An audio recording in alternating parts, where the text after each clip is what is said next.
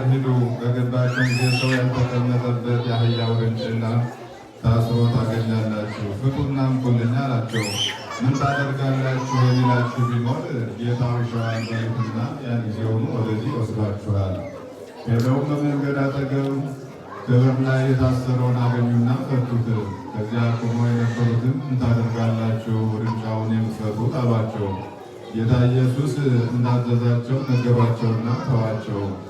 ውርንጫውንም ወደ ጌታ ኢየሱስ ወስደው ልብሳቸውን ደልድለው በዚያ ላይ አስቀመጡት።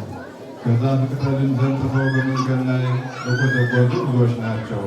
ልብሳቸውን በመንገድ ላይ ያነጠፉ አሉ። በፊት የሚሄዱና በኋላ የሚከተሉ እንዲህ እያሉ ይጮኹ ነበር፣ ሆሳዕና መድኃኒት በእግዚአብሔር ስም የሚመጣ የተባረከ ነው። በእግዚአብሔር ስም የምትመጣ የአባታችን የዳዊት መንግሥት የተባረከች ናት። በአርያም ያለ መድኃኒት እያሉ ጌታ ኢየሱስ ወደ ኢየሩሳሌም ቤተ መቅደስ ገባ። ሁሉን አየና በመሸ ጊዜ ከ12 ጋር ወደ ቢታንያ ሄደ። ጆሮ ያለው መስማትን ይስማ።